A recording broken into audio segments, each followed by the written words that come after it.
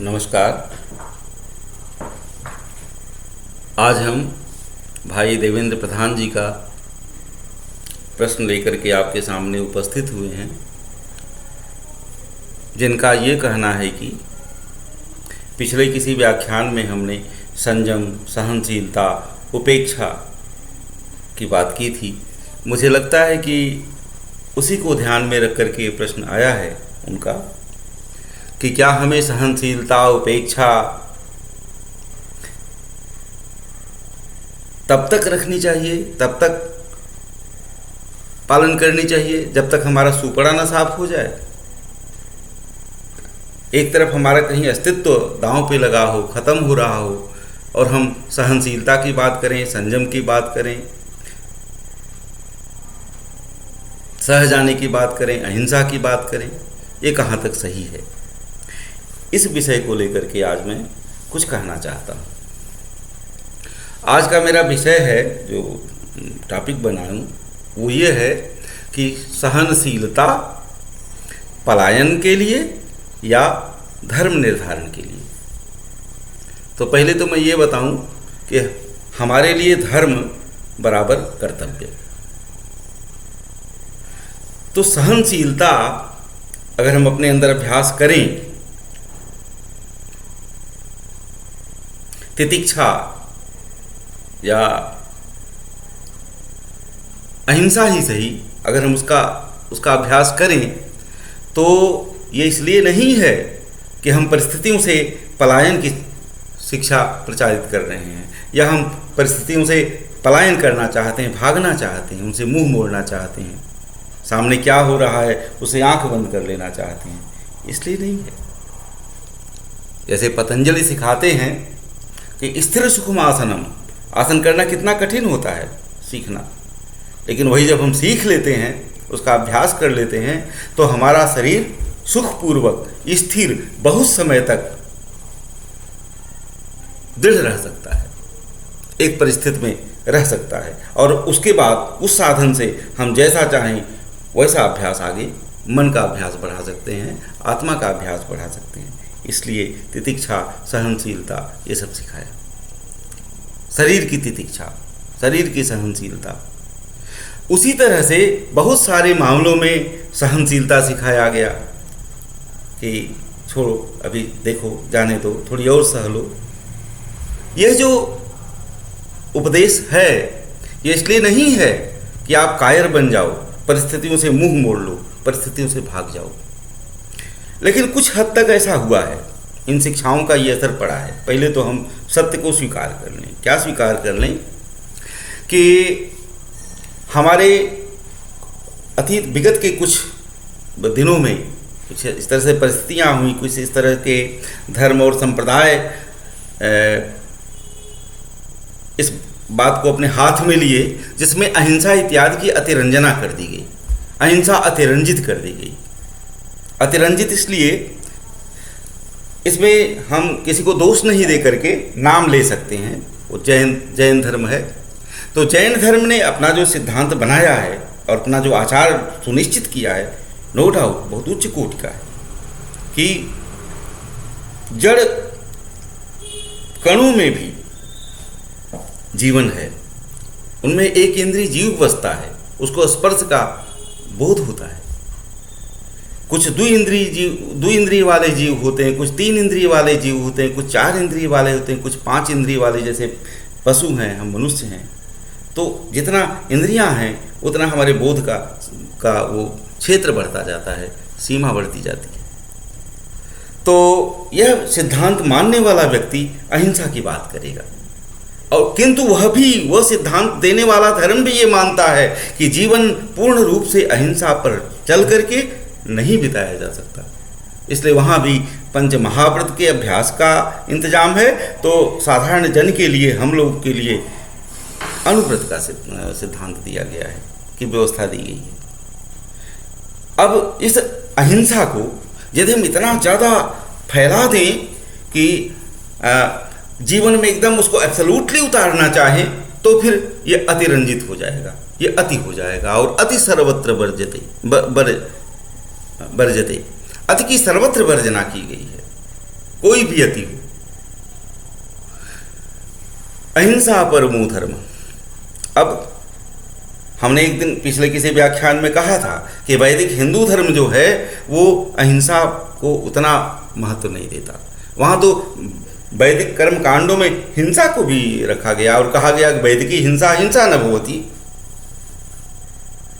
और कुछ restricted sense में हिंसा को परमिशन दिया गया है, जैसे आत्मरक्षा के लिए। और आत्मरक्षा के लिए हिंसा, आपातकाल की परिस्थिति हो जैसा उसमें हिंसा। अभी हम परिस्थिति के ऊपर आएंगे।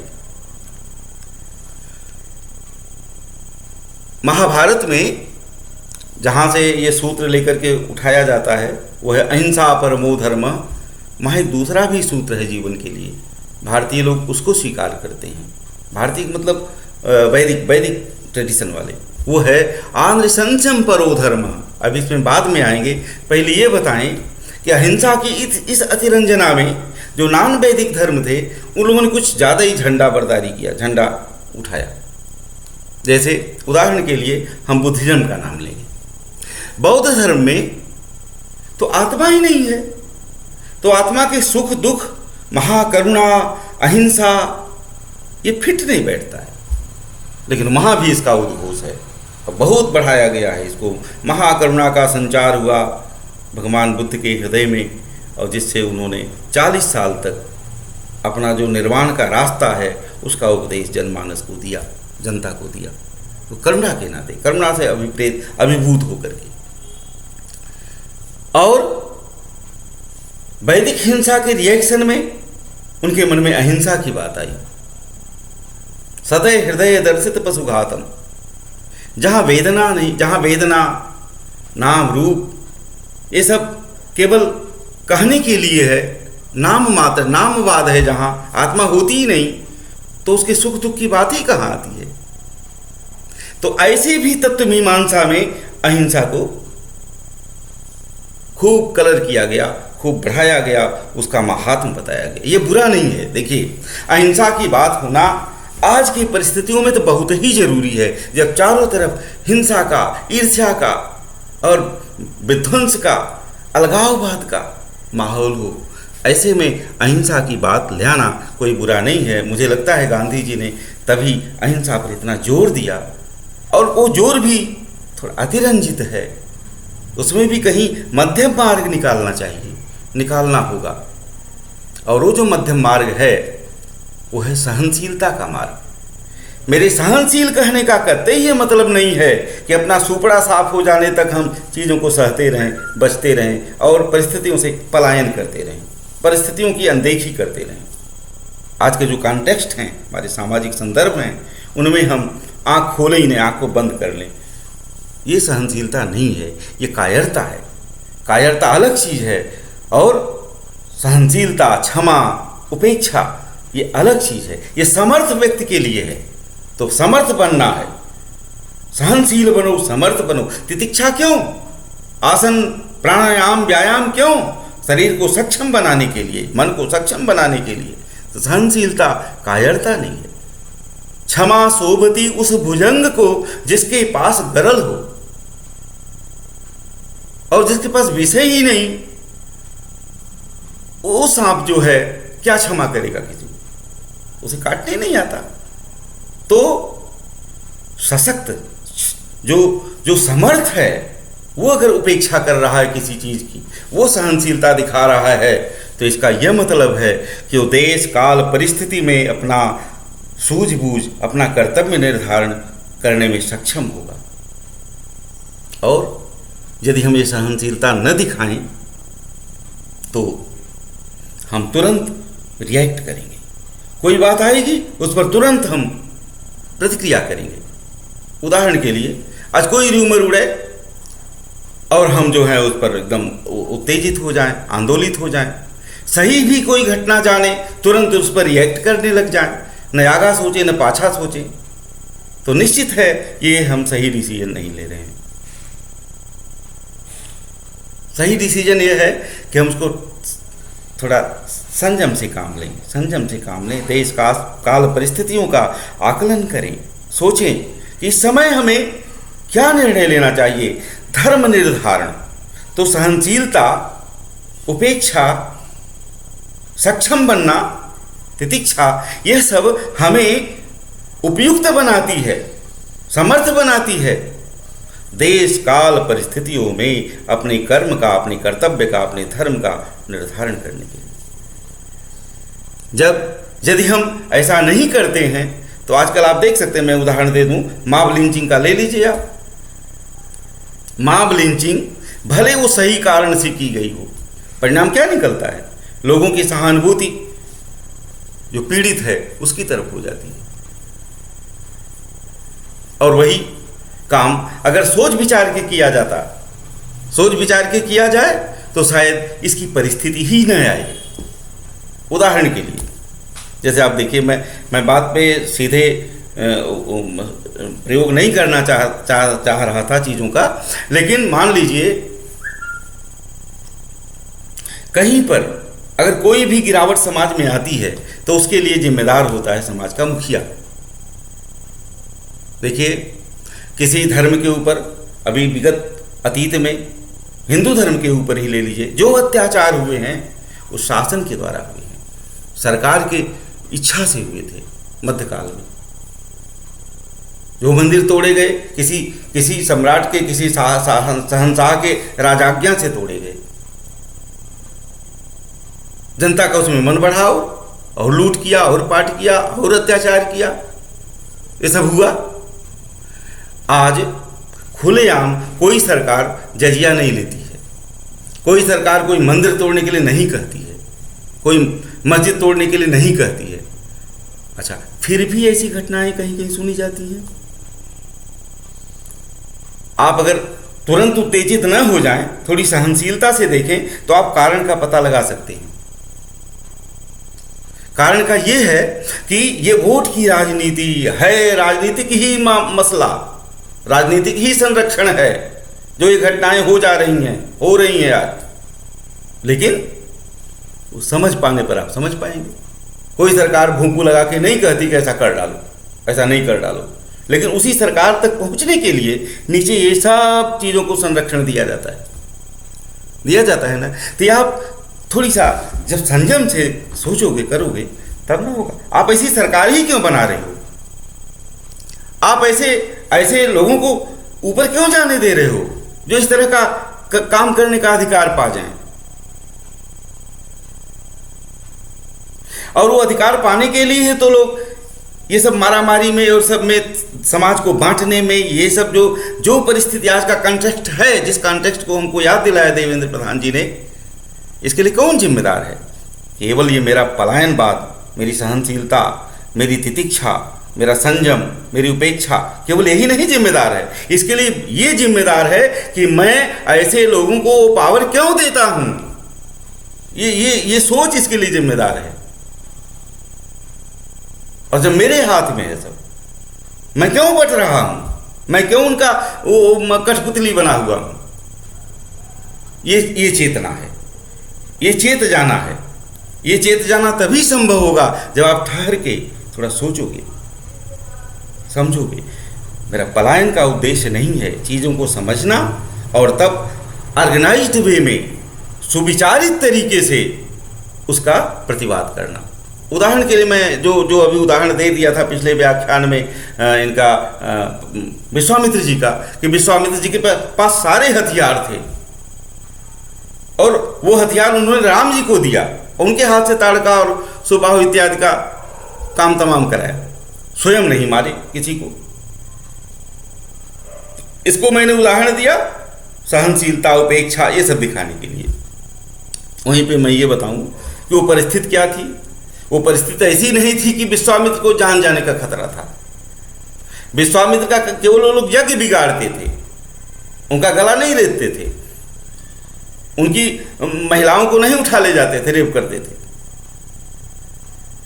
तो उन्होंने शांत चित्त होकर के इसका तरीका निकाला कि इसमें यहाँ से ले आए, 2 राजकुमार ले आए, उनसे ये काम कराएं, उनसे आगे और भी काम कराएंगे। ऐसे आप सोचिए, एक और समर्थ व्यक्ति है उसी राम के ही समय में, वो उन्हीं जैसा उदाहरण है, अगस्त्य मुनि हैं जो दक्षिण भारत में रहते हैं अगस्त्य मुनि उतने समर्थ हैं, खुद उन्होंने कुछ लोगों को पार निपटाया भी। आतापी वातापी का कांड आपने सुना पढ़ा होगा, उसको खा गए और पचा गए। ऐसे दुर्दांत व्यक्ति थे, और वो कोई हिकमत लगाते, कोई तरीका लगाते, किसी को इतना समर्थ बना देते जो रावण को सल्टा देता। लेकिन नहीं, वो तजवीज़ रहे हैं क्या परिस्थिति कैसे हो क्या हो। और जब राम अगस्त्य के आश्रम में पहुंचते हैं तो राम उनसे कहते हैं, अपना पर्पज बताए कि अब सो मंत्र देहु प्रभु मोही, जही प्रकार मारऊं सुरद्रोही। उनसे राय लेते हैं, मंत्रणा लेते हैं, उनकी मंत्रणा पर, उनके प्लान पर, उनके प्रोजेक्ट पर काम करते हैं और रावण की विजय करते हैं। तो हमको भी ऐसे उतावला होकर तुरंत रिएक्ट नहीं करना, समझ बूझ के। हाँ, समझने में समय लग रहा है, अगर लग रहा हो कि समय ज़्यादा खर्च हो रहा है, तो एक बात मैं बताऊं कि धर्म निर्धारण में, कर्तव्य कर्म निर्धारण में कोई सीधी लाइन नहीं होती, कोई सीधा एक तो सिद्धांत आप नहीं बना सकते। ये जीवन बहुआयामी है, इसीलिए कोई सिद्धांत इस जीवन का आप बनाइए वो अपूर्ण हो जाता है, बाद में उसको सुधारना पड़ता है। अरे विज्ञान के सिद्धांत सुधारने पड़ते हैं, कोई एक सिद्धांत बना करके पूरे जीवन की व्याख्या आप नहीं कर सकते। क्यों नहीं कर सकते? क्योंकि देश काल परिस्थितियां बदलती हैं। इसीलिए कोई एक धर्म आप कहो कि यही धर्म बन गया, अब इसके बाद कोई धर्म में उन्नति नहीं होनी चाहिए, कोई सुधार अब नहीं होना चाहिए, एकदम ये तो कहाँ की बुद्धिमानी की बात है। तो ऐसा हो ही नहीं सकता। समय बदलेगा, देश बदलेगा, स्थान बदलेगा, काल बदलेगा, परिस्थितियां बदलेंगी। उसी एक युग में, एक स्थान में सिचुएशंस बदल जाएंगे, आपके कर्म, आपका कर्तव्य, आपका धर्म बदल जाएगा। आप महाभारत देखिए, महाभारत को उदाहरण ले लीजिए देवेंद्र जी। महाभारत के जितने पात्र हैं सब एक तो वीर बहादुर हैं, कई कई हजार हाथियों का बल सब लोग रखते हैं, चाहे वो विदुर ही क्यों ना हो, भले वो लड़ाई करने नहीं गए, बहादुर भी रहे होंगे। और सारे के सारे पात्र अपने धर्म पर, अपने कर्तव्य पर, अपने कर्तव्य के लाइन पर सही हैं, सटीक हैं। जिसमें सबसे बूढ़े भीष्म पितामह को धर्म का सबसे बड़ा व्याख्याता माना जाता है। जब वो सरथैया पे थे और ये लोग विजयी हो गए, तब युधिष्ठिर को लेकर के श्री कृष्ण जी उनसे धर्म सीखने गए थे मरने के पहले। चलो धर्म सीखा जाए उनसे। जब अपना पर्पज बताए तब भी भीष्म ने हाथ जोड़ के कहा कि हे कृष्ण, तुम्हारे आगे धर्म का मैं क्या जानकार हूँ, धर्म के सबसे बड़े व्याख्याता तुम हो। अब देखिए, सचमुच जिसे धर्म का सबसे बड़ा व्याख्याता उस समय माना जाता था, भीष्म को, उनकी राय को लोग धर्म का फाइनल जजमेंट मानते थे, और वो भीष्म कृष्ण को बता रहे हैं कि धर्म का सबसे बड़ा गुरु, जानकार। कैसे? अरे कृष्ण ने तो कई ऐसे निर्णय लिए थे जो आपको गलत लगेंगे। धोखे से मरवाना कर्ण को, खुद भीष्म को, द्रोणाचार्य को, क्या क्या कृष्ण ने कराया किया। खुद दुर्योधन को इशारा दे के धोखे से मरवाया, नियम का उल्लंघन करते हुए काम कराया। आपको लगेगा ये तो बड़ा ही अनुचित कार्य कृष्ण ने किया, और उनको ये कह रहे हैं भीष्म पितामह धर्म के असली व्याख्याता, असली जानकार हे कृष्ण तुम हो। और सचमुच कृष्ण हैं।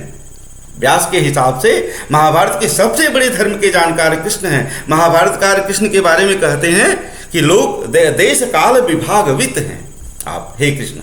इसलिए कृष्णम वंदे जगत गुरुम, कृष्ण को जगत गुरु कहा जाता है। क्यों?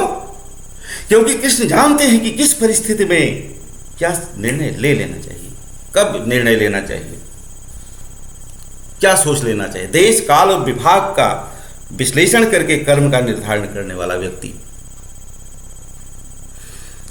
तो अगर उनमें धैर्य नहीं होगा, मुस्कुरा के टाल जाते थे कितनी चीजें कृष्ण।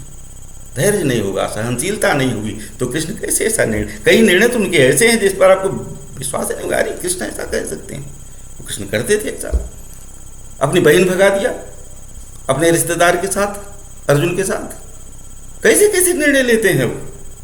और वो देश काल विभागवित और जगत गुरु बताए गए भीष्म के व्यास के द्वारा।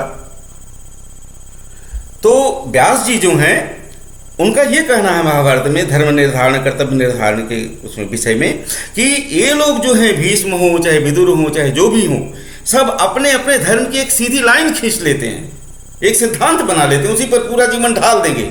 हम चेयर के प्रति फेथफुल रहेंगे तो रहेंगे उस पर, चाहे जो अंधा बैठे, लूला लंगड़ा जो बैठे, बेवकूफ़ बैठे, अत्याचारी बैठे, एक सीधी लाइन में धर्म देख रहे हैं। और कृष्ण कहते हैं नहीं, धर्म की लाइन जिग जग है, देश काल परिस्थिति से बदल जाएगी। तो श्रीमान जी, मैं एकदम कायरता नहीं सिखा रहा हूँ, जो शास्त्र का यही मत है, तितिक्षा, उपेक्षा, सहनशीलता, ये पलायनवाद नहीं है। पलायनवादी बनाया कुछ धर्मों ने बनाया, कुछ दर्शनों ने बनाया, दर्शन का भी योगदान बहुत है। मैं अद्वैत वेदांत को दोषी नहीं बता रहा हूं, लेकिन कुछ लोग शंकराचार्य को प्रच्छन्न बौद्ध कहते हैं, वो अनायास से नहीं कहते होंगे।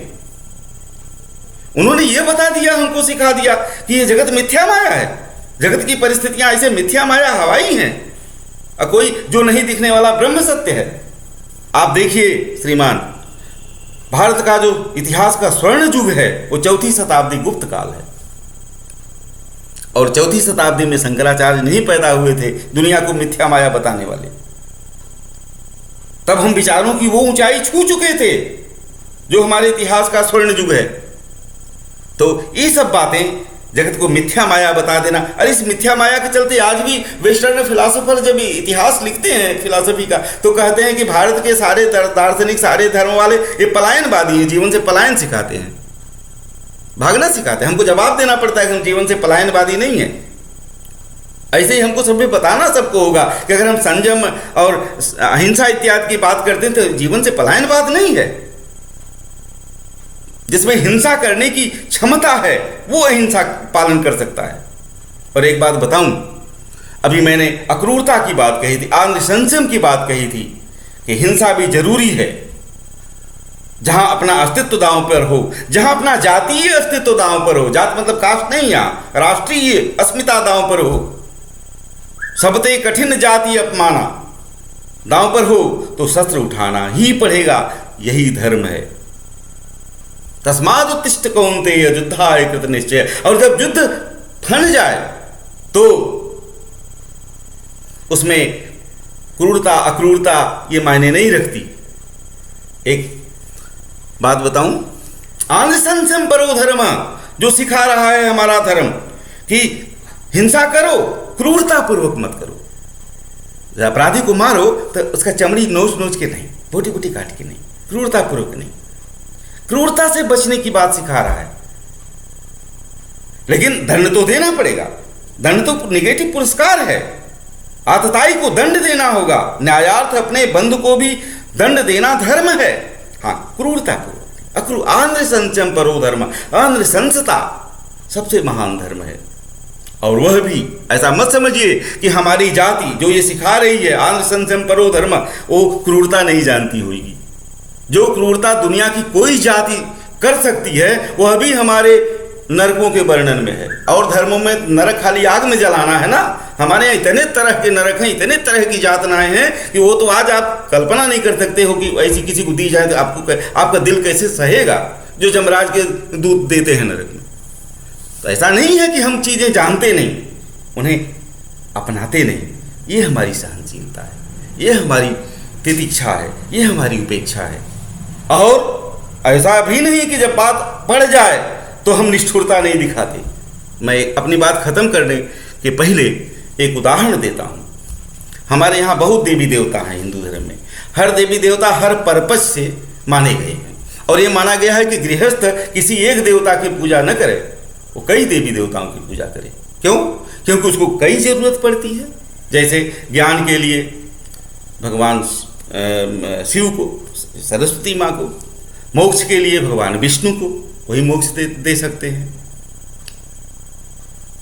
रक्षा के लिए हनुमान जी को, दुर्गा जी रक्षा की सबसे बड़ी देवता मानी गई हैं। देखिए, देवताओं की रक्षा के लिए सभी देवताओं के अंश से उनका निर्माण हुआ।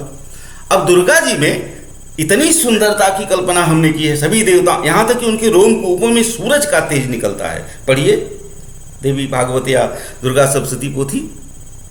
निज रश्मीन दिवाकर, दिवाकर ने रोमकूपों में अपनी रश्मियाँ दिया, अपनी किरणें भर दिया, अपने अस्त्र शस्त्र देवताओं ने दिया। खूब सुंदर स्वरूप बना, खूब अस्त्र शस्त्र दे दिया। दोनों बड़ा ही विचित्र रूप है, कॉम्बिनेशन है, सौंदर्य और नमनीयता का भी, कमनीयता का भी और शौर्य का भी। और उनका जब वर्णन किया दुर्गा जी के चित्त का, तो क्या किया है, बड़ा रिमार्केबल है सर, उसको सुनिए। केनोपमा भवतु तेष पराक्रमस्य, दुर्गा सप्तशती पोथी 4था अध्याय। केनोपमा भवतु तेष पराक्रम, हे देवी तुम्हारे पराक्रम की क्या उपमा हो। रूपम च शत्रु भय कारतिहारी पुत्र, तुम्हारा ये रूप शत्रुओं में टेरर पैदा कर देता है। चित्ते कृपा समर निष्ठुरता च दृष्टा, तो ये देवी वरदे भुवन त्रयेपि, और ये तुम्हारे में ही दोनों रूप हैं। चित्ते कृपा, ये सहनशीलता, उपेक्षा, मुदिता, मैत्री, ये चित्त की कृपा है। लेकिन समर निष्ठुरता च दृष्टा, और वही जब समर ठन जाए तो वही निष्ठुरता है। दोनों तुम्हारे में देखे जाते हैं। ये मेरा आइडियल है जी, पलायन नहीं है। जब बात अड़ ही जाएगी तो फिर उसको आर पार पहुंचाना ही है, और कब अड़ेगी ये देश काल परिस्थितियां बताएंगी। थोड़ी समझ बूझ के साथ तय करना है, और उतावला होकर तुरंत रिएक्ट करने से, बताए ना कि मॉब लिंचिंग का उदाहरण दिए। मान लो अगर गाय मारना कोई अखलाक के लिए मॉब लिंचिंग का कारण बनता है, और वो अखलाक मार दिया जाता है भीड़ के द्वारा। ऐसे तो गो हत्या पर एक सामान्य भी हिंदू का मत बनेगा कि भाई नहीं, अनुचित है, नहीं करना चाहिए था, मान लो कितना लिबरल क्यों ना हो। एक बात बताऊं, हमारी लिबरल जो मानसिकता है वो इतना हद तक है कि चाइना में कुत्ता काटे जाते हैं खाने के लिए, पूरी दुनिया में हल्ला मचता है ये कह करके कि कुत्ता अपना दोस्त है, मत काटो। आदि अनादिकाल से, कब से, हजारों लाखों साल से हमारी भारतीय कल्चर चली आई है, जहां गाय देवता है, अदिति है, माता रुद्राणाम दुहिता बसूनाम, जो रुद्रों की मां मानी गई, बसुओं की बेटी मानी गई, स्वसादित्या नाम, आदित्यों की बहन मानी गई, वो देव स्वरूपा गाय काट खा जाओ, कोई चू नहीं बोलता। वो हमारे जीवन में इतना रची बसी है, हमारी मां से बढ़कर मां है, दूध देती है अनाथ बच्चे को, जिसकी मां मर जाए उसको। उस पर अगर कोई ऐसा गलत कार्य करता है, पब्लिक भीड़ करके उसको मार देती है, तो यही बात कानून के खिलाफ जाती है, और जनमानस का जो मनोभाव भी है मॉब लिंचिंग के विपरीत चला जाता है। गलत किया भाई, अपने हाथ में कानून नहीं लेना चाहिए। आज बताए ना, हम लोकतंत्र के कानून में हैं, अपने हाथ में कानून नहीं लेना है। पहले तो आतताई को देखते ही मारो वाला नियम था, अब वो बीत गया। अपने हाथ में कानून नहीं लेना है तो सोच समझ के कुछ करना होगा। ये सोच समझ के करो। देश काल परिस्थितियों में कर्तव्य निर्धारण करने की क्षमता आए, उसके लिए है सक्षम होना, उसके लिए है सहनशीलता, उसके लिए है संयम, उसके लिए है उपेक्षा, उसके लिए है थोड़ा अहिंसक बने रहो भाई। लेकिन हो विष हो तो क्षमा सोभती उस भुजंग को, कायर को नहीं। मैं ज़्यादा समय आज आप लोग का ले लिया, मुझे क्षमा करना। प्रणाम के साथ मैं विदा लेता हूँ।